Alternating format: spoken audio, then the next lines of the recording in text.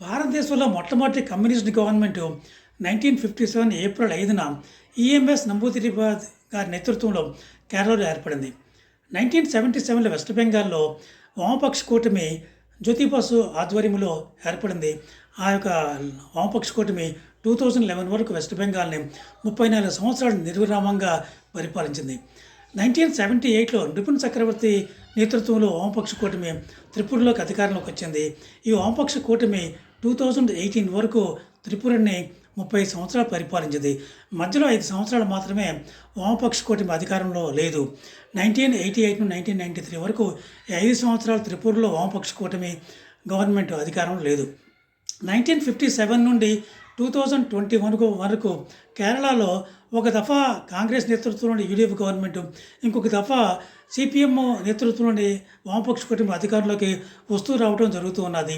2016లో వామపక్ష కూటమి అధికారంలోకి వచ్చింది. 2021లో వామపక్ష కూటమి అధికారంలోకి వచ్చింది.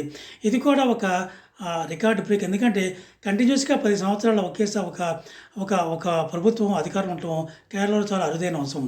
2026లో కానీ ఎల్డీఎఫ్ గవర్నమెంట్ అదే వామపక్ష కూటమి మళ్ళీ అధికారంలోకి వస్తే అది రికార్డ్ బ్రేకింగ్గానే అనుకోవచ్చు. 2026లో కేరళకి అసెంబ్లీ ఎన్నికలు జరగబోతున్నాయి. 2025 డిసెంబర్లో కేరళలో స్థానిక సంస్థలకి ఎన్నికలు జరిగినాయి.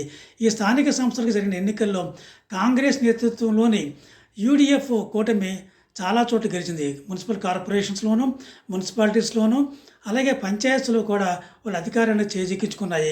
వామపక్ష కూటమి గట్టి ఎదురుదెబ్బ తగిలింది. ఈ యొక్క స్థానిక సంస్థల ఎన్నికలను చూసే విశ్లేషకులు ఏం చెప్తున్నారంటే ఇది రైటింగ్ ఆన్ ది వాల్గా మనం భావించవచ్చు. 2026లో కేరళకి జరిగే అసెంబ్లీ ఎన్నికల్లో వామపక్ష కూటమి గ్యారంటీగా ఓడిపోతుందని చాలామంది విశ్లేషకులు చెప్తున్నారు. ఒకవేళ 2026లో కేరళలో వామపక్ష కూటమి కానీ ఓడిపోతే భారతదేశంలో వామపక్ష కూటమి వామపక్షాలు పరిపాలించే రాష్ట్రము ఏది ఉండదు. వామపక్షాలేని ప్రభుత్వాలనే మనము చూసే రోజులు దగ్గరలో ఉన్నాయి.